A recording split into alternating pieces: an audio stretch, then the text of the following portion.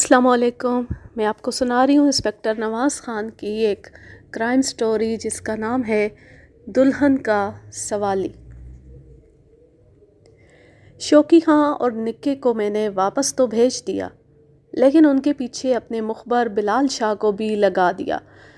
میرا خیال تھا کہ شاید اس طرح کوئی کام کی بات معلوم ہو سکے۔ اگلے روز میں نے حافظ انیس سے ملاقات کی ٹھانی، اپنے ASI کو بھیجا اور اسے کہا کہ اگر حافظ صاحب فارغ ہوں تو انہیں احترام کے ساتھ یہاں لے آئے۔ ASI نے آدھے گھنٹے بعد واپس آ کر بتایا کہ حافظ صاحب عصر کے بعد آئیں گے۔ میں انتظار میں تھا۔ عصر کے فوراً بعد حافظ صاحب پہنچ گئے۔ ان کی عمر 35-40 کے درمیان تھی۔ سر پر چوگوشہ سفید ٹوپی تھی، آنکھوں میں ہلکا سرما، تھوڑے سے فربہ اندام اور خوشپوش شخص تھے۔ ان کے لہجے میں بے حد ملائمت اور روانی تھی۔ حافظ صاحب، میں نے آپ کو بہت زحمت دی ہے۔ دراصل مجھے آپ سے پچھلے ہفتے ہونے والی واردات کے بارے میں بات کرنی ہے۔ آپ محلے کے معزز فرد ہیں۔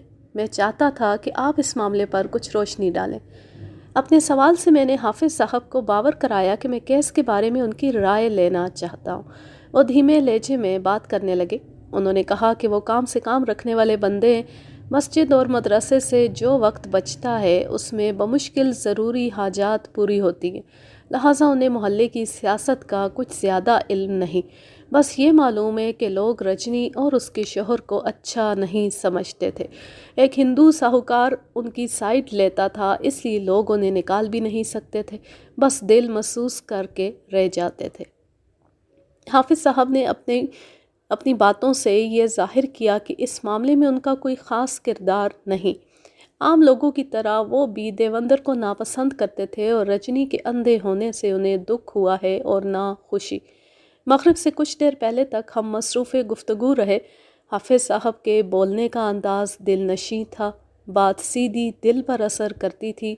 وہ رخصت ہونے لگے تو میں نے ان سے بلال شاہ کی بیمار بیوی کے لیے ایک تعویذ لکھوا لیا۔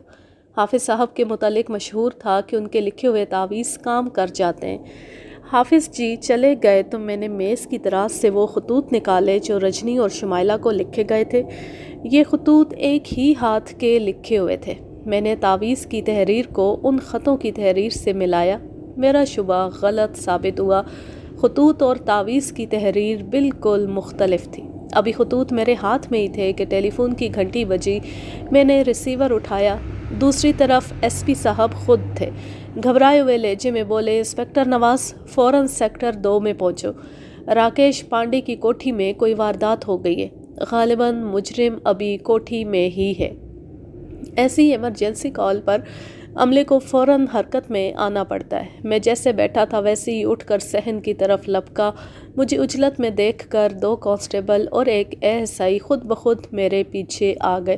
ہم جیپ میں سوار ہو کر موقع واردات کی طرف روانہ ہوئے۔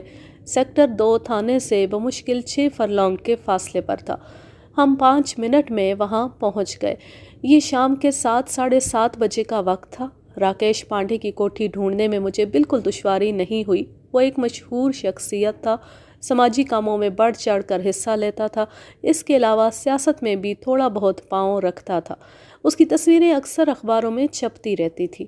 پیشے کے لحاظ سے وہ تاجر تھا اور فروٹ مارکیٹ میں اس کا وسیع کاروبار تھا۔ ہماری جیپ راکیش کی 2 منزلہ کوٹھی کے سامنے جا رکی۔ نیم پلیٹ پر صدر انجمن تاجران مارکیٹ کے الفاظ تھے۔ کافی بڑی کوٹھی تھی۔ گیٹ پر چوکیدار کے علاوہ 7 افراد کھڑے چہمگوئیاں کر رہے تھے۔ ان لوگوں کی زبانی مجھے پتہ چلا کہ راکیش پانڈے شہر میں نہیں ہے۔ وہ ایک اسپتال کا افتتاح کرنے مراد آباد گیا ہوا تھا۔ گھر میں راکیش کے والد، اس کی بیوی نیلم اور چند نوکر تھے۔ میں کوٹھی میں داخل ہوا۔ موقع واردات کوٹھی کی چھت تھی۔ ایک نوکرانی نے روتے ہوئے بتایا کہ سیڑھیوں کے بالائی دروازے پر کسی نے دستک دی تھی۔ مالکن اوپر دیکھنے کے لیے گئی۔ چھت پر سے کسی نے ان پر حملہ کیا اور زخمی کر کے بھاگ گیا۔ میں سیڑھیاں چڑھ کر چھت پر پہنچا۔ یہاں ایک برساتی نما کمرہ تھا۔ گھر کی مالکن پر اسی جگہ حملہ کیا گیا تھا۔ یہاں پہنچتی میرا دماغ سنسنا اٹھا۔ میرے نتھوں میں تیزاب کی تیز کسیلی بو گھس رہی تھی۔ میں یہ بو اس سے پہلے 2 دفعہ سونگھ چکا تھا، لہٰذا پہچاننے میں غلطی نہیں کر سکتا تھا۔ میں نے نوکرانی سے پوچھا، کیا ہوا ہے تمہاری مالکن کو؟ کچھ پتہ نہیں جی۔ عید محمد، شکورہ اور ڈرائیور موہن انہیں گاڑی میں ڈال کر فوراً اسپتال لے گئے۔ ہم تو ٹھیک طرح دیکھ بھی نہیں سکے، ان کا سر پھٹا ہوا تھا اور چہرہ بھی لہو لہان ہو رہا تھا۔ وہ ان چھوٹی سیڑھیوں سے گری ہیں جی، بالکل بے ہوش پڑی تھی۔ نوکرانی بنتوں نے برساتی نما کمرے کی سیڑھیوں کی طرف اشارہ کیا۔ برساتی کا فرش چھت سے چند فٹ اونچا تھا اور یہاں 3-4 زینے بنے ہوئے تھے۔ راکیش کی بیوی یہیں سے گری تھی۔ میں حیران و پریشان کھڑا تھا، آنکھوں پر یقین نہیں آ رہا تھا، لیکن موقع کی شہادتوں کو جھٹلانا بھی ممکن نہیں تھا۔ راکیش کی بیوی پر تیزاب پھینکا گیا تھا۔ شدید زخمی ہونے کے بعد وہ بدحواسی میں بھاگی تھی اور برساتی کے زینوں سے گر کر بے ہوش ہو گئی تھی۔ یعنی رجنی اور شمائلہ کے بعد ایک اور عورت پراسرار واردات کا شکار ہو چکی تھی۔ بڑی پریشان کن صورتحال تھی۔ میں نے اندازہ لگایا کہ گھر والوں کو ابھی تیزاب وغیرہ کے بارے میں کچھ پتہ نہیں۔ وہ یہی سمجھ رہے ہیں کہ کوئی نیلم پر حملہ کر کے بھاگ گیا ہے۔ میری اطلاعات کے مطابق راکیش پانڈے کی عمر 45 برس کے قریب تھی۔ اس نے کافی دیر سے شادی کی تھی اور اس کی بیوی اس سے قریباً 20 برس چھوٹی، یعنی 25 سال عمر کی تھی۔ وہ بے حد فیشنیبل اور ماڈرن لڑکی تھی۔ میں نے اس کی 1-2 تصویریں اخباروں میں دیکھی تھی۔ کافی خوبصورت تھی۔ اسے دیکھ کر کوئی بھی ٹھنڈی سانسیں بھر سکتا تھا اور راکیش کی قسمت پر رشک کر سکتا تھا۔ میں نے نوکرانی بنتوں سے تمام واقعات تفصیل سے پوچھا تو اس نے بتایا، میں ادھر دوسری منزل پر باورچی خانے میں رات کا کھانا بنا رہی تھی۔ بی بی اپنے کمرے میں ریڈیو سن رہی تھی۔ اتنے میں سیڑھیوں کے اوپر والے دروازے پر دستک ہوئی۔ بی بی ریڈیو بند کر کے دیکھنے کے لیے گئیں۔ کافی دیر ان کی واپسی نہیں ہوئی تو مجھے پریشانی ہوئی۔ میں اوپر پہنچی تو سیڑھیوں کا دروازہ کھلا ہوا تھا اور بی بی چھت پر بے ہوش پڑی تھی۔ میں چیخنے چلانے لگی۔ بڑے مالک تو بیماری کی وجہ سے ہل جل نہیں سکتے۔ گھر کے نوکر بھاگے ہوئے اوپر آئے اور سب نے مل جل کر بی بی جی کو نیچے اتارا۔ مجھے بنتوں کی باتوں پر شک سا ہو رہا تھا۔ میں نے پوچھا، دروازے پر دستک ہوئی تو تم خود اوپر کیوں نہیں گئی؟ میں جی ہانڈی پکا رہی تھی، وہ گڑبڑا کر بولی۔ دوسرے نوکر بھی تو تھے، ان میں سے کسی کو آواز دے لی ہوتی۔ بس جی، جلدی میں وہ خود ہی چلی گئی۔ تم کتنی دیر بعد چھت پر گئی؟ کوئی 15 منٹ بعد۔ یعنی 15 منٹ تک تمہیں بالکل خیال ہی نہیں آیا کہ مالکن اوپر چھت پر گئی تھی اور ابھی تک واپس نہیں آئی؟ وہ جی، دراصل پہلے بھی، میرا مطلب ہے کہ وہ گڑبڑا کر رہ گئی۔ مجھے دال میں کچھ کالا نظر آ رہا تھا۔ چھت سے بھی مجھے ایک ایسا ثبوت ملا تھا جو ایک خاص سمت میں اشارہ کر رہا تھا۔ یہ ثبوت ایک تازہ بجھے ہوئے سگریٹ کی صورت میں تھا۔ میں نے یہ سگریٹ نظر بچا کر جیب میں رکھ لیا تھا۔ مجھے شک ہو رہا تھا کہ نیلم کسی خاص مقصد سے چھت پر گئی تھی۔ وہ نوجوان تھی، اس کا دھیڑ عمر شوہر شہر سے باہر تھا۔ عین ممکن تھا کہ اس کی کسی سے شناسائی ہو اور وہ اس سے ملنے کے لیے آیا ہو۔ یہ بھی ممکن تھا کہ وہ اکثر ملنے کے لیے آتا رہتا ہو۔ نوکرانی بتا رہی تھی کہ وہ 15-20 منٹ بعد چھت پر گئی تھی۔ یعنی اس کے لیے یہ کوئی عجیب بات نہیں تھی کہ مالکن سخت سردی میں تاریک چھت پر 15-20 منٹ تک اکیلی موجود رہے۔ ایس پی صاحب نے اندیشہ ظاہر کیا تھا کہ ممکن ہے مجرم ابھی تک کوٹھی میں ہی ہو، لہٰذا میں نے یہاں پہنچتی عملے کو الرٹ کر دیا تھا اور انہوں نے راکیش کی کوٹھی کو 3 اطراف سے گھیرے میں لے لیا تھا۔ بہرحال اب موقع اور صورتحال کا جائزہ لینے کے بعد میں اس نتیجے پر پہنچا تھا کہ ہمارے آنے سے پہلے ہی کھیل ختم ہو چکا ہے۔ نیلم پر تیزاب پھینکنے والا بھاگ چکا ہے اور وہ بھی بھاگ چکا ہے جو شب کی تاریکی میں اس سے ملنے آیا تھا۔ پھر ایک اور سوال میرے ذہن میں ابھرا، کہیں ایسا تو نہیں تھا کہ نیلم پر تیزاب پھینکنے والا وہی شخص ہو جو اس سے ملنے کے لیے آیا تھا اور جسے خوش آمدید کہنے کے لیے وہ بے وفا عورت خرامہ اوپر پہنچ گئی تھی۔ میں جتنا سوچ رہا تھا ذہن اتنا ہی الجھتا جا رہا تھا۔ تھوڑی دیر بعد ایس پی صاحب خود بھی موقع پر پہنچ گئے۔ وہ بے حد سنجیدہ نظر آتے تھے۔ اس سنجیدگی کی وجہ یہ تھی کہ وہ اسپتال سے ہو کر آئے تھے۔ انہوں نے بتایا کہ مسز راکیش کا چہرہ مکمل طور پر جلس گیا ہے۔ اگر اس بیچاری نے شیشہ دیکھنے کے بعد خودکشی نہ کر لی تو یہ بڑی ہمت کی بات ہوگی۔ میں اور ایس پی صاحب کافی دیر اس واردات پر تبصرہ کرتے رہے۔ یہ بہت سنگین واردات تھی، خاص طور پر اس وجہ سے کہ اس سے پہلے ایسی 2 وارداتیں ہو چکی تھی۔ یقینی بات تھی کہ اب لوگوں میں خوف و ہراس پھیلے گا اور اس خوف و ہراس کی وجہ سے پولیس پر دباؤ بہت زیادہ بڑھ جائے گا۔ ایس پی صاحب چلے گئے تو میں بھی گواہوں کے بیان قلم بند کروا کے واپس تھانے آ گیا۔ تھانے میں بلال شاہ بیٹھا تھا۔ اس کے ماتھے پر چوٹ کا نشان تھا اور وہ غصے میں کھول رہا تھا۔ یا اللہ خیر! اسے دیکھ کر میرے دل سے دعا نکلی۔ میں نے اسے یوسف خان اور اس کے بدمعاش بھتیجے نکے خان کی نگرانی پر لگا رکھا تھا۔ معلوم نہیں وہ وہاں سے کیا خبر لے کر آیا تھا۔ میں نے پوچھا، بلال یہ ماتھے پر کیا ہوا؟ کھوتی کا سر ہوا ہے۔ آپ بھی مجھے چن چن کر وہ کام دیتے ہیں جو کرنے والے نہ ہوں۔ یہ بھی بھلا کوئی کام ہے؟ پالتو بھیڑوں کی طرح لوگوں کے پیچھے پیچھے پھرو۔ بھئی ہوا کیا ہے؟ بس جی، اب وہ لڑکا میرے ہاتھوں سے نہیں بچے گا۔ اسے اغوا نہ کروا دوں تو میرا نام بلال شاہ نہیں، خبیث، پتہ نہیں کس جن بھوت کی اولاد ہے وہ۔ میں سمجھ گیا کہ بلال شاہ کا اشارہ نکے خان کی طرف ہے۔ کہیں اس نکے خان سے متھا تو نہیں لگ گیا تمہارا؟ میں نے متھا کہاں لگایا ہے اس بلا سے؟ وہ تو راہ چلتوں کے گریبان پکڑتا ہے۔ کافی دیر جلی کٹی سنانے اور غصہ دکھانے کے بعد بلال شاہ نے کہا، آج صبح یوسف خان مجھے اپنے ڈیرے پر نظر نہیں آیا۔ میں اس حرامی نکے خان سے پوچھ بیٹھا۔ وہ ایک ہم عمر لڑکے کے ساتھ کھیتوں کی طرف سے آ رہا تھا۔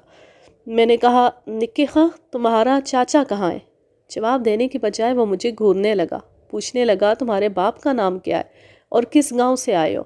میں نے ٹالنے کی کوشش کی تو وہ ایک دم بھڑک اٹھا، کہنے لگا، میں تمہیں پہچان گیا ہوں، تم جہان پور کے چودھری قلندر سنگھ کے بندے ہو، تم میرے چاچے کی سو لینے یہاں آئے ہو، تم سے ہماری بڑی پرانی دشمنی ہے، تم نے چک ڈھابا سنگھ کی لڑائی میں ہمارے 3 بندے مارے تھے، ہم نے درشنی میلے میں تمہارے 2 بندوں کا جھٹکا کیا تھا، 1 بندے کا فرق باقی ہے، آج میں یہ حساب برابر کر دوں گا۔ اس کے بعد اس نے ایک پکی اینٹ اٹھا کر میرے ماتھے پر ماری اور پڑھ کے مارتا ہوا گاؤں کی طرف بھاگ گیا۔ شکر ہے مولا کا میں نے پگڑی باندھی ہوئی تھی، ورنہ وہ اینٹ ضرور میرا مغز کھول دیتی۔ بلال شاہ کی داستان غم واقعی دردناک تھی۔ اس میں قصور میرا ہی تھا۔ مجھے چاہیے تھا کہ اس افلاطون نکے خان کے بارے میں بلال شاہ کو پوری تفصیل بتا دیتا۔ بہرحال جو ہونا تھا وہ ہو گیا تھا۔ میں نے سنتری سے کہا کہ بلال شاہ کے ماتھے پر گرما گرم دودھ جلیبی کی ٹکور کرو۔ 2-3 تھیلیاں مسالے دار نسوار کی منگا کر دیں اور یوسف خان سے باس پرس کرنے کا وعدہ کیا۔ بلال شاہ کی طبیعت ذرا بحال ہوئی تو اس نے بتایا کہ یوسف خان 9-10 بجے گھر واپس آ گیا تھا۔ اس کے بعد وہ محلے میں ہی رہا ہے۔ اب بھی وہ پارسی چوک کے پاس اپنے اڈے پر موجود ہے۔ وہاں ایک آٹو ورک شاپ میں چوسر کی محفل جمی ہوئی ہے اور ٹھرا وغیرہ پیا جا رہا ہے۔ بلال شاہ کا خیال تھا کہ شاید یہ اطلاع پاتی میں یوسف خان کے ڈیرے پر چڑھائی کر دوں گا اور آج دوپہر اس کے ماتھے پر جو روبڑا پڑا ہے اس کا بدلہ اتر جائے گا، لیکن میرا ایسا کوئی ارادہ نہیں تھا۔ تیزاب والی وارداتوں سے یوسف خان اور نکے خان یا ان کے کسی ساتھی کا تعلق ثابت نہیں ہوتا تھا، بلکہ بلال شاہ کے بیان سے بات اور واضح ہو گئی تھی۔ یوسف خان اپنے بھتیجے سمیت دوپہر سے چوسر کی محفل میں بیٹھا ہوا تھا اور اس دوران سیکٹر 2 میں ایک اور واردات ہو چکی تھی۔ یوسف خان کی طرح حافظ انیس صاحب پر بھی شک برقرار رکھنے کی کوئی وجہ نظر نہیں آتی تھی۔ میں ان کے مدرسے کے تقریباً تمام طلباء کو دیکھ چکا تھا، ان میں سے کوئی بھی ایسا ہوشیار چالاک نظر نہیں آتا تھا کہ پائپوں کے ذریعے کوٹھیوں میں داخل ہو سکے، روشن دانوں سے گزر سکے اور موقع واردات سے ہوا کی طرح غائب ہو جائے۔ یہ اب مجھے کوئی اور ہی چکر دکھائی دے رہا تھا۔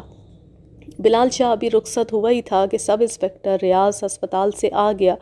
میری ہدایت پر وہ نیلم کا بیان لینے گیا ہوا تھا۔ نیلم اب ہوش میں تھی۔ اس نے جو بیان دیا وہ 3 صفحوں پر مشتمل تھا، نیچے اس کے دستخط بھی موجود تھے۔ میں نے سارا بیان پڑھا لیکن کوئی خاص بات نظر نہیں آئی۔ نیلم نے بہت کچھ چھپانے کی کوشش کی تھی۔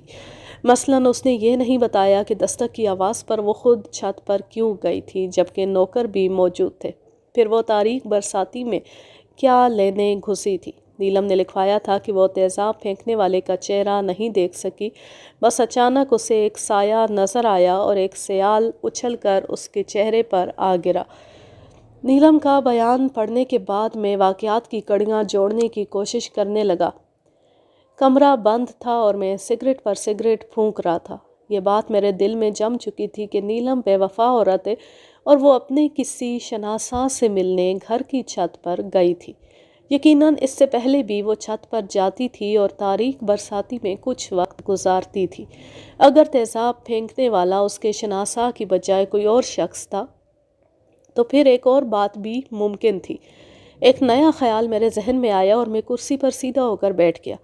عین ممکن تھا کہ تیزاب سے نیلم کا شناسا بھی زخمی ہو سکتا ہے اس پر صرف چینٹے ہی پڑے ہوں، لیکن کچھ نہ کچھ نقصان اس کا ضرور ہوا ہوگا۔ اگر وہ زخمی ہوا تھا تو پھر کسی کلینک یا اسپتال میں بھی گیا ہوگا۔ میں نے فیصلہ کیا کہ شہر کے 3 بڑے ہسپتالوں میں پتہ کروایا جائے کہ وہاں تیزاب سے زخمی ہونے والا کوئی شخص تو نہیں پہنچا۔ میں نے اسی وقت ASI کو بلوایا اور اس سلسلے میں اسے ضروری ہدایات دے کر روانہ کر دیا۔ رات سخت پریشانی کے عالم میں گزری۔ رات 12 بجے کے قریب ASI واپس آیا اور اس نے ناکامی کی اطلاع دی۔ میں نے ہمت نہیں ہاری اور اسے چند پرائیویٹ کلینک کے پتے دے کر روانہ کر دیا۔ اس دوران اخباروں کو بھی واردات کی بو آ چکی تھی۔ وہ تھانے پہنچ گئے اور بیان حاصل کرنے کی کوشش کرنے لگے۔ میں نے جان چھڑا کر انہیں SP صاحب کی طرف بھیج دیا۔ صبح قریباً 4 بجے جب میں پھر راکیش لاج جانے کی تیاری کر رہا تھا، میرا ASI پرائیویٹ ہسپتالوں کا دورہ کر کے واپس آ گیا۔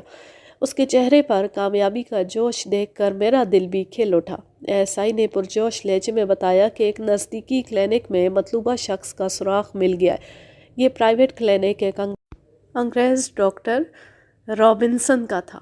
یہاں کل شام 7 اور 8 بجے کے درمیان راجو نامی ایک نوجوان کو داخل کرایا گیا تھا۔ اس کا ایک کندھا اور ہاتھ تیزاب گرنے سے زخمی ہوئے تھے۔ اس کے علاوہ پیٹ اور رانوں پر چھینٹے پڑے تھے۔ نوجوان کو اس کے گھر والے اسپتال لائے تھے اور انہوں نے بتایا تھا کہ تیزاب حادثاتی طور پر گرا ہے۔ ASI کی اطلاع بے حد اہم تھی۔ میں اسی وقت اس کے ساتھ برانچ روڈ پر واقع رابنسن ہاسپٹل میں پہنچ گیا۔ میں نے متعلقہ ڈاکٹر سے رابطہ قائم کیا اور مریض کا پتہ ٹھکانہ پوچھا۔ ڈاکٹر نے مریض کا جو عطا پتہ بتایا وہ میرے لیے حیران کن تھا۔ راجندر عرف راجو نامی یہ نوجوان سیکٹر 2 کا رہائشی تھا اور اس کا مکان راکیش پانڈے کے مکان سے صرف 2 مکانوں کے فاصلے پر تھا۔ دوسرے لفظوں میں راجو راکیش پانڈے کا ہمسایہ تھا۔ اب شک و شبے کی کوئی گنجائش باقی نہیں رہ گئی تھی۔ میرا اندھیرے میں چلایا ہوا تیر عین نشانے پر لگا تھا۔ کل شام نیلم اپنے جس شناسا سے ملنے گھر کی چھت پر گئی تھی وہ راجو ہی تھا۔ اس کے پھینکے ہوئے سگریٹ کا ٹکڑا مجھے برساتی سے ملا تھا۔ ارد گرد مکانوں کی چھتیں آپس میں ملی ہوئی تھیں۔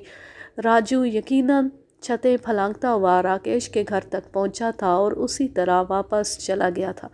معلوم نہیں اس سے پہلے وہ کتنی مرتبہ اس طرح آ جا چکا تھا اور کتنی مرتبہ اس تاریک برساتی میں راکیش پانڈے کی عزت کو دھبا لگا چکا تھا۔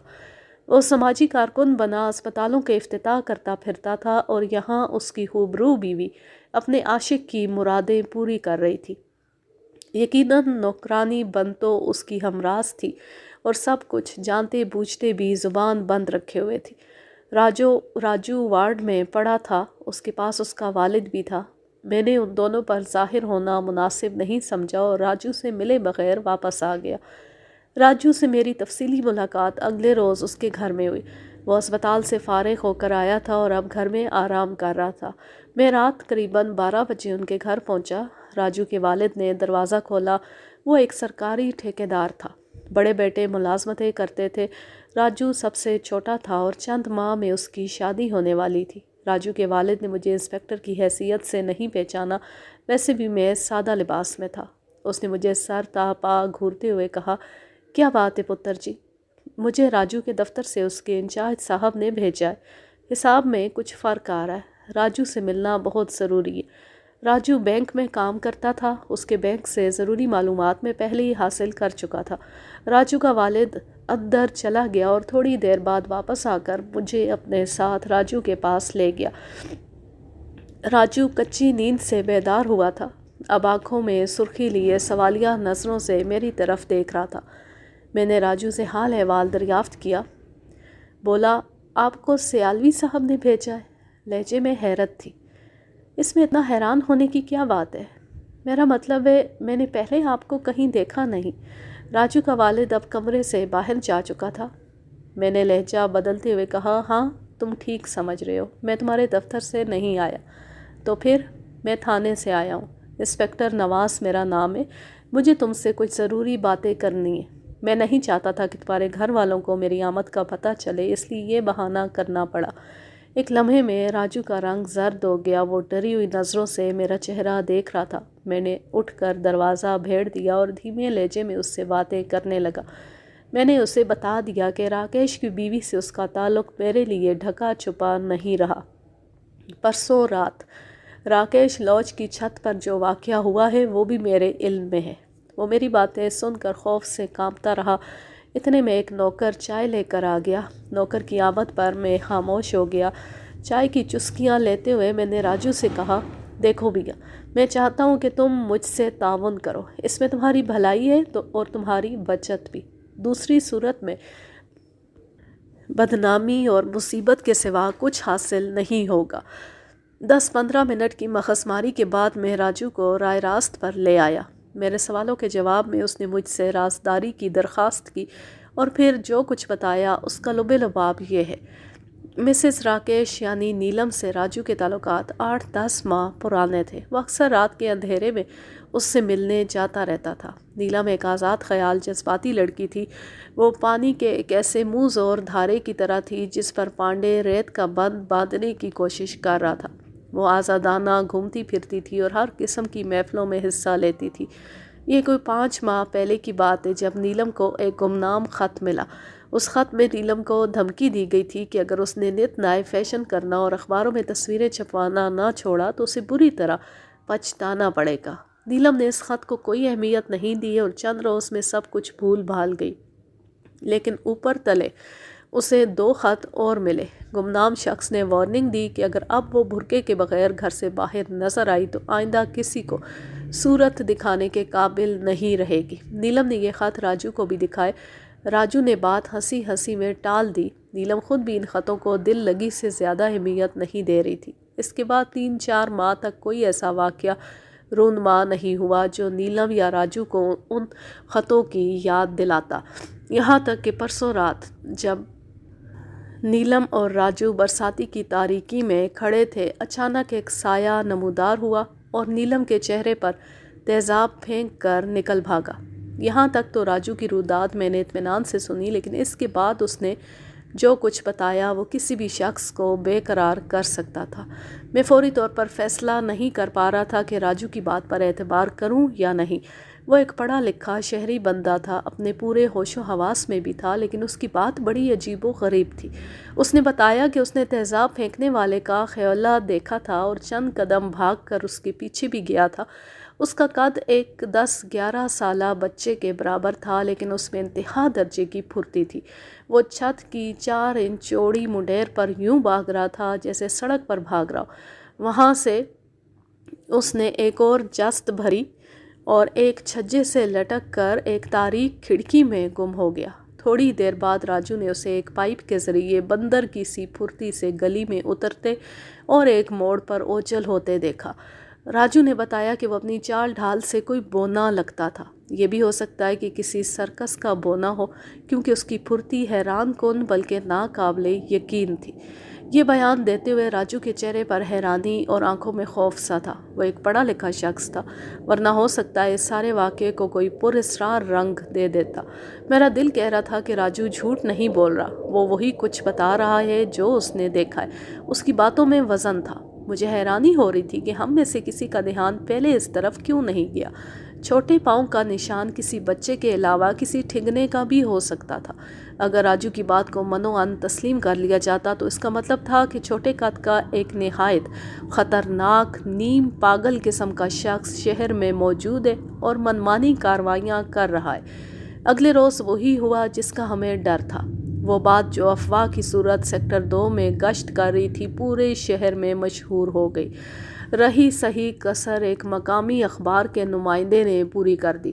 اس نے تینوں وارداتوں کو جوڑ کر اور مرچ مسالہ لگا کر ایک خوفناک خبر بنا دی۔ سرخی تھی: خبردار، ایک خونی گشت پر ہے۔ تفصیل میں تینوں وارداتوں کو بڑھا چڑھا کر بیان کیا گیا۔ اس کے علاوہ مختلف لوگوں کے بیانات درج تھے۔ ان میں ایک بیان خاصا اہم تھا اور میرے خیال میں یہ بیان درست بھی تھا۔ یہ بیان سیکٹر 2 کی ایک رہائشی امینہ بیگم کا تھا۔ امینہ بیگم کا مکان راکیش پانڈے کے حویلی نما مکان سے قریباً 100 گز کے فاصلے پر تھا۔ اس نے کہا تھا کہ واردات کی شام 7 بجے کے قریب وہ گھر کی چھت سے سوکھے کپڑے اتارنے کے لیے گئی۔ اچانک اس کی نظر سامنے اسکول کی عمارت پر پڑی۔ ایک چھوٹے قد کا عجیب سا شخص بھاگتا ہوا آیا اور بندر کی طرح چھلانگ لگا کر گندے پانی کے پائپ سے چمٹ گیا۔ پھر وہ اتنی تیزی سے نیچے اترا کہ وہ حیران رہ گئی۔ اس نے چیخ کر اپنے بیٹے کو آواز دی اور بھاگ کر منڈیر پر پہنچی، لیکن اتنی دیر میں وہ چلاوا غائب ہو چکا تھا۔ امینہ بیگم کا کہنا تھا کہ ٹھگنے کو دیکھتے ہی اسے یقین ہو گیا تھا کہ یہ راکیش پانڈے صاحب کی حویلی کی طرف سے آیا ہے۔ اگلی صبح پتہ چلا کہ کسی نے پانڈے صاحب کی گھر والی پر تیزاب پھینک دیا۔ امینہ بیگم نے اپنے بیٹوں سے کہا کہ ہو نہ ہو یہ اسی ٹھگنے کا کام ہے، لیکن بیٹوں نے ماں کی بات کو مذاق میں ٹالا اور اسے خاموش رہنے کی ہدایت کی۔ 2 ہی دن میں رامپور کے ہر رہائشی کی زبان پر تیزاب پھینکنے والے ٹھگنے کا چرچا ہو گیا۔ میرے تھانے کے علاقے میں خاص طور پر بہت ہراس پایا جاتا تھا۔ وجہ ظاہر تھی، یہ تینوں وارداتیں میرے ہی علاقے میں ہوئی تھی۔ عجیب و غریب افواہیں سننے میں آ رہی تھیں۔ کسی نے کہا یہ ایک بونا نہیں بلکہ بونوں کا گروہ ہے۔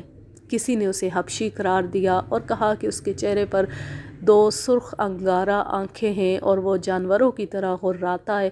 ایک مرحوم ایس ڈی کی بیوہ نے الفیہ بیان دیا کہ اس نے بالوں سے بھرے ہوئے جسم والے ایک 4 فٹے کو دیکھا ہے جو ان کے صحن کے نلکے پر منہ دھو رہا تھا۔ اس نے چیخ ماری تو وہ جانوروں کی طرح غرایا اور اچانک دیوار پھلانگ کر غائب ہو گیا۔ کچھ کمزور عقیدے کے لوگ اس معاملے کو بالکل مختلف طور پر لے رہے تھے۔ ان کا خیال تھا کہ یہ کسی بندے بشر کا کام نہیں ہے، کوئی ہوائی شے ہے جو بگڑی تگڑی عورتوں کے پیچھے ہاتھ دھو کر پڑ گئی ہے۔ ان افواہوں کا اثر جو عام لوگوں پر ہو سکتا تھا وہ ہر کوئی تصور کر سکتا ہے۔ 2 ہی دنوں میں گلیاں اور بازار ویران نظر آنے لگے۔ لوگوں نے نوعمر بچیوں کو اسکول بھیجنا چھوڑ دیا۔ اگر کہیں کوئی عورت نظر بھی آتی تھی تو وہ برقع پوش ہوتی۔ یہ صورتحال اصولی طور پر تو اچھی تھی، لیکن قانونی طور پر ہم اسے اچھا نہیں کہہ سکتے تھے۔ ایک شخص نے قانون ہاتھ میں لیا تھا اور ابھی تک آزاد پھر رہا تھا۔ کسی بھی وقت وہ کوئی بھی واردات کر سکتا تھا۔ ہم نے پورے زور و شور سے تفتیش شروع کر دی۔ اس تفتیش کے دوران قریبی قصبے شجاع پور سے بھی ایک ملتے جلتے واقعے کی اطلاع ملی۔ یہ واقعہ کوئی 4 ماہ پہلے ہوا تھا۔ کوئی شخص رات کو ایک نو بیاتہ جوڑے کے گھر میں داخل ہوا، لوہے کی خمدار تار ڈال کر برآمدے کا دروازہ کھولنے کی کوشش کرتا رہا۔ اس دوران اہل خانہ جاگ گئے اور وہ ڈر کر بھاگ گیا۔ بند دروازے کے پاس سے کھلے منہ کی ایک بوتل ملی، یہ تیزاب سے بھری ہوئی تھی۔ اہل خانہ کا یہ بھی کہنا تھا کہ دیوار پھلانگ کر بھاگنے والا شخص مختصر قد کا تھا۔ بہرحال اس واقعے میں خطوط کی کوئی شہادت نہیں ملی۔ میں نے تفتیش کا کام کئی سمتوں میں آگے بڑھایا۔ شہر میں صرف 2 ہی ایسی دکانیں تھیں جہاں سے تیزاب مل سکتا تھا۔ ان دکانوں کے مالکوں کو شامل تفتیش کیا گیا۔ اس کے علاوہ شہر میں موجود ٹھکنے افراد کا سراغ لگانے کی کوششیں شروع کر دی گئیں۔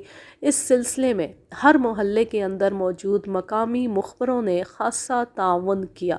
8-10 روز یہ تفتیش زور و شور سے جاری رہی اور اس کے ساتھ ساتھ افواہوں کا بازار بھی گرم رہا، لیکن ابھی تک افواہوں کا کوئی نتیجہ نکلا تھا اور نہ ہماری تفتیش کا۔ ایک روز دوپہر کے وقت میں تھانے میں موجود تھا کہ ایک کار دروازے پر رکی۔ ایک بنا سنورا دراز قد شخص کار میں سے نکلا اور لمبے ڈگ بھرتا میرے پاس آ گیا۔ اس کے ساتھ شمالی علاقے کا ایک حوالدار بھی تھا۔ حوالدار نے دراز قد شخص کا تعارف کراتے ہوئے کہا، ان کا نام اسماعیل ہے، یہ اینگلو انڈین اسکول کے پرنسپل ہیں۔ SHO شنکر وال صاحب نے انہیں آپ کی طرف بھیجا ہے۔ سلام دعا کے بعد اسماعیل صاحب نے کرسی سنبھال لی۔ ان کی عمر 35 کے قریب تھی، لیکن اچھی صحت کی وجہ سے 30 کے نظر آتے تھے۔ انہوں نے بڑے مہذب لہجے میں گفتگو کا آغاز کیا، لیکن پھر آہستہ آہستہ ان کا لب و لہجہ سخت ہوتا چلا گیا۔ انہوں نے کہا، انسپکٹر صاحب، یہ تو سراسر زیادتی ہے کہ ایک جرائم پیشہ شخص دوسروں پر اپنی مرضی ٹھونستا پھرے اور اسے پوچھنے والا کوئی نہ ہو۔ ہم سب آزاد ہیں، اپنے طور پر رہنے سہنے کا ہمیں پورا حق ہے۔ کسی کو یہ اختیار نہیں کہ پرامن شہریوں کو خوف و ہراس میں مبتلا کرے، اور اگر کوئی ایسا کرتا ہے تو آپ کی ذمہ داری ہے کہ اس کی گردن ناپیں۔ غصے سے کپاتے ہوئے پرنسپل صاحب نے اپنے کوٹ کی جیب میں ہاتھ ڈالا اور 2 لفافے میرے سامنے ڈال دیے۔ لفافے دیکھ کر میری آنکھیں کھلی رہ گئیں۔ یہ وہی دھمکیاں محض خطوط تھے جو اس سے پہلے 3 عورتوں کے لیے بربادی کا پیغام بن چکے تھے۔ میں نے ایک لفافہ کھولا۔ جانی پہچانی تحریر آنکھوں کے سامنے آئی۔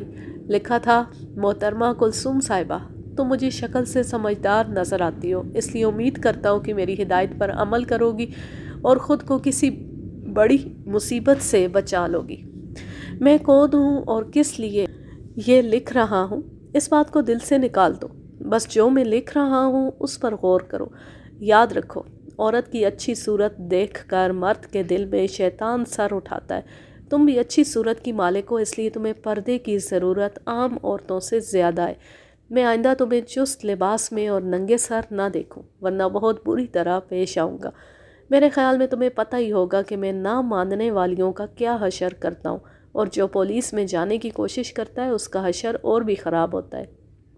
فقط تمہارا خیر خواہ بے۔ دوسرا خط صرف 2 روز پہلے کا تھا۔ اس کا مضمون بھی قریباً یہی تھا، لیکن الفاظ پہلے سے سخت تھے۔ میں دونوں خط پڑھ چکا تو اسماعیل صاحب جلتی نظروں سے میری طرف دیکھنے لگے۔ بولے، یہ خط میری بیوی کو لکھے گئے۔ وہ ٹیچر ہے اور آریہ گرلز کالج میں پڑھاتی ہے۔ آپ سوچیں، اگر خدا نہ خواستہ یہ خط آپ کے گھر لکھے جاتے تو آپ کیا کرتے؟ خدا کی قسم، پچھلے 1 ہفتے سے ہم انگاروں پر لوٹ رہے ہیں۔ ہر گھڑی سر پر تلوار لٹک رہی ہے۔ میری بیوی ایک پڑھی لکھی خاتون ہے، باہمت اور محنتی ہے۔ اس نے میرا آدھے سے زیادہ بوجھ بانٹ رکھا ہے۔ میں صبح آفس جاتا ہوں تو ٹیوشنز وغیرہ سے فارغ ہو کر رات 9 بجے گھر لوٹتا ہوں۔ اس دوران نہ صرف وہ خود ڈیوٹی پر جاتی ہے بلکہ گاڑی پر بچوں کو اسکول سے لاتی ہے، سودا سلف خریدتی ہے اور دیگر کام نپٹاتی ہے۔ اب پورے 7 روز سے ہم میاں بیوی گھر میں بیٹھے ہوئے، بچے تک اسکول نہیں جا رہے۔ آخر کون سا جرم کیا ہے ہم نے جس کی یہ کڑی سزا مل رہی ہے؟ میں تو استعفیٰ دینے کا سوچ رہا ہوں۔ اگر چند روز تک اس مسئلے کا کوئی حل نہ نکلا تو میں تو چلا جاؤں گا یہاں سے، کسی اور شہر چلے جائیں گے۔ کیوں اپنی اور بچوں کی سلامتی خطرے میں ڈالیں؟ پرنسپل صاحب سخت غصے میں تھے۔ ان کی جگہ کوئی بھی معقول شخص ہوتا اس کی یہی حالت ہوتی۔ بدنامی اور جگ ہنسائی کے ڈر سے میاں بیوی اب تک خاموش رہے تھے، لیکن دوسرا خط ملنے کے بعد بات ان کی برداشت سے باہر ہو گئی تھی۔ بہرحال ان کی جرأت مندی قابل تعریف تھی۔ اگر کوئی ڈرپوک فیملی ہوتی تو اب تک شہر چھوڑ گئی ہوتی۔ میں نے پرنسپل صاحب کی ہمت کی داد دیتے ہوئے کہا، اسماعیل صاحب، میں آپ کا بے حد شکر گزار ہوں۔ ان خطوط کے بارے میں بتا کر آپ نے بہت تعاون کیا ہے۔ میں آپ کو یقین دلاتا ہوں کہ بہت جلد مجرم قانون کے شکنجے میں ہوگا، لیکن اس سلسلے میں مجھے آپ کا تھوڑا سا تعاون اور درکار ہے۔ مجھے یقین ہے جہاں آپ نے اتنی جرأت کی ہے وہاں تھوڑی سی جرأت اور کر لیں گے۔ پرنسپل صاحب نے کانپتے ہاتھوں سے سگریٹ سلگایا اور سوالیہ نظروں سے میری طرف دیکھنے لگے۔ میں نے کہا، آپ مسلمان ہیں؟ الحمدللہ میں بھی مسلمان ہوں۔ غیب کا علم تو صرف خدا کے پاس ہے، لیکن بندہ ارادے سے جو کام کرے وہ پورا ہوتا ہے۔ میں آپ کو یقین دلاتا ہوں کہ آپ پر یا بیگم صاحبہ پر کوئی آنچ نہیں آئے گی۔ آپ اپنے روزمرہ کے کام اسی طرح کرتے رہیں جیسے پہلے ہوتے تھے۔ میرا خیال ہے آپ میری بات سمجھ رہے ہیں۔ وہ سگریٹ کے 2 گہرے کش لینے کے بعد بولے، انسپکٹر صاحب، اگر میری ذات کا معاملہ ہو تو میں قربانی دے سکتا ہوں، لیکن اپنی بیوی کے لیے اور اپنے بچوں کی ماں کے لیے میں کوئی خطرہ مول نہیں لے سکتا۔ اگر میری جگہ آپ ہوتے تو میرے خیال میں آپ کا جواب بھی یہی ہوتا۔ میں نے گہری نظروں سے پرنسپل کی طرف دیکھا۔ وہ بھلے مانس آدمی نظر آتے تھے۔ میری گزارش کے جواب میں وہ یہ بھی کہہ سکتے تھے کہ میں ان کی بیگم کو چارے کے طور پر استعمال کرنا چاہ رہا ہوں، لیکن انہوں نے محتاط لفظوں میں جواب دیا تھا۔ مجھے اندازہ ہوا کہ اگر پرنسپل صاحب کے ساتھ ڈھنگ سے بات کی جائے تو وہ ایک قانون پسند شہری کی حیثیت سے یہ معمولی رسک لینے پر تیار ہو جائیں گے۔ میں نے کہا، اسماعیل صاحب، کیوں نہ ہم اس سلسلے میں تھانے سے باہر بیٹھ کر بات کریں؟ میرا مطلب ہے ہوٹل میں چلتے ہیں یا پھر آپ مناسب سمجھیں تو گھر میں بیگم صاحبہ کی موجودگی میں بات کر لیتے ہیں، اس سے ان کا خوف بھی کچھ کم ہوگا۔ اسماعیل صاحب نے معمولی تذبذب کے بعد میری یہ بات مان لی۔ ان کی گاڑی میں ہم ان کی رہائش گاہ کی طرف روانہ ہو گئے۔ میں اسماعیل اور بیگم کلثوم اسماعیل کو قائل کرنے میں کامیاب ہو گیا۔ یہ پڑھا لکھا سمجھدار جوڑا تھا۔ ظاہر ہے انہوں نے تھانے میں اطلاع ہی اس لیے دی تھی کہ وہ مجرم کو پکڑوانا چاہتے تھے۔ 24 گھنٹے کے اندر اندر سارا پروگرام طے کر لیا گیا۔ پہلی وارداتوں سے یہ ثابت ہوتا تھا کہ مجرم حملہ کرنے کے لیے گھر میں گھستا ہے اور گھر سے باہر وہ اپنے شکار کو بالکل نظر انداز کیے رکھتا ہے۔ لہٰذا طے ہوا کہ پولیس کا ایک مسلح آدمی سادہ لباس میں 24 گھنٹے اسماعیل صاحب کے گھر پر موجود رہے گا۔ خاص طور پر رات کو صبح تک وہ پوری چوکسی سے ڈیوٹی دے گا۔ اصولی طور پر مجھے یہ ڈیوٹی اپنے ASI یا سب انسپکٹر کو سونپنی چاہیے تھی، لیکن میں اس معاملے میں کوئی رسک لینا نہیں چاہتا تھا۔ اخلاق کا تقاضا تھا کہ اسماعیل صاحب اور ان کی بیگم نے مجھ پر جو اعتماد کیا ہے اس کو ذرا بھی ٹھیس نہ لگے، لہٰذا میں نے یہ ڈیوٹی دینے کا فیصلہ خود کیا۔ ایک شام میں ایک بند اسٹیشن ویگن میں اس خاموشی سے پرنسپل صاحب کے گھر داخل ہوا کہ ان کے ملازموں کو بھی خبر نہ ہو پائی۔ میرے لیے جو کمرہ مخصوص کیا گیا تھا وہ خوابگاہ کے پہلو میں تھا۔ یہاں سے میں خوابگاہ کی پوری طرح نگرانی کر سکتا تھا اور درمیانی دروازے کے ذریعے ایک لمحے میں خوابگاہ کے اندر داخل ہو سکتا تھا۔ گھر کا انتظام تو ہو چکا تھا، لیکن گھر سے باہر بھی مجرم کی کسی کارروائی کو یکسر نظر انداز نہیں کیا جا سکتا تھا، لہٰذا عارضی طور پر ایک گھریلو ملازم کو چھٹی دے دی گئی اور اس کی جگہ دوسرا ملازم رکھ لیا گیا۔ یہ ایک ہوشیار کانسٹیبل تھا، لیکن دیکھنے میں سیدھا سادہ دیہاتی نظر آتا تھا۔ اس کے ذمے یہ کام تھا کہ جب بیگم صاحبہ گاڑی لے کر نکلے تو وہ پچھلی سیٹ پر بچوں کو سنبھال کر بیٹھا رہے۔ اپنے اس رول کے لیے ہیڈ کانسٹیبل نذیر بے حد موزوں تھا۔ یہ انتظام ہو چکے تو اسماعیل اور مسز اسماعیل نے اپنے روزمرہ کے کام پھر سے شروع کر دیے۔ مسز کلثوم اسماعیل صبح سویرے بچوں اور شوہر کے ساتھ تیار ہو کر نکل جاتی۔ سب سے پہلے وہ لوگ دونوں بچوں کو اسکول میں ڈراپ کرتے، پھر مسز اسماعیل شوہر کو دفتر پہنچاتی اور گاڑی کالج لے جاتی۔ چھوٹا بچہ بھی اس کے ساتھ ہوتا تھا۔ مسز اسماعیل اپنے پیریڈ لینے چلے جاتی تو نوکر بچے کو لے کر ادھر ادھر گھومتا رہتا یا گاڑی میں بیٹھ جاتا۔ صرف 2 گھنٹے میں مسز اسماعیل فارغ ہو جاتی، روزمرہ کی شاپنگ وغیرہ کرتی۔ اس دوران بچوں کو چھٹی ہو جاتی اور وہ انہیں لے کر گھر واپس آ جاتی۔ میں مچان میں بیٹھے شکاری کی طرح مسلسل گھات میں تھا۔ 24 گھنٹے ایک کمرے میں بند رہنا کوئی آسان کام نہیں تھا، لیکن یہ معاملہ اتنا اہم ہو چکا تھا کہ جان ماری کے سوا اب ہمارے پاس کوئی چارہ نہیں تھا۔ SP صاحب کا خیال تھا کہ اگر 1 مہینہ بھی اس طرح گھات لگانی پڑے تو کوئی مذائقہ نہیں۔ میں اس کمرے میں اتنی رازداری سے رہ رہا تھا کہ دونوں بڑے بچوں اور گھر کی ملازمہ کو بھی میری موجودگی کا پتہ نہیں تھا۔ بعد میں ملازمہ کو تو پتہ چل گیا، لیکن بچے آخر تک بے خبر رہے۔ میں بھرا ہوا ریوالور اپنے پاس رکھ کر رسالہ وغیرہ پڑھتا یا ریڈیو سنتا رہتا۔ شام ہوتی مجھے پوری طرح چوکس ہونا پڑتا۔ ساری رات آنکھوں میں گزرتی، ہر لمحے یہ گمان ہوتا کہ وہ چھلاوا کہیں سے آ دھمکے گا، کسی تاریک کونے سے نکلے گا اور اس مکان کے اندر چکرانے لگے گا۔ اس مکان سے باہر بھی کوتاہ قد مجرم کی تلاش پوری سرگرمی سے جاری تھی۔ 4-5 روز گزر گئے، نہ تو مسز اسماعیل کو کوئی خط ملا اور نہ مجرم نے کسی کارروائی کی کوشش کی۔ مجھے شبہ ہونے لگا کہ وہ ہوشیار ہو گیا۔ ایسے وارداتیے جب ہوشیار ہو جائے تو پھر کئی ماہ کے لیے بالکل خاموش ہو جاتے ہیں۔ شاید رامپور کا ٹھگنا مجرم بھی ایسی خاموشی اختیار کر چکا تھا، لیکن میرا یہ اندازہ غلط ثابت ہوا۔ اسی روز رات کو مجرم نے پھر دھماکہ کیا۔ آج کے لیے بس اتنا ہی، اب میں لیتی ہوں آپ سے اجازت۔ جا رہے خوش رہیں، شاد و آباد رہیں، ہنستے مسکراتے رہیں۔ اللہ حافظ، اللہ نگہبان۔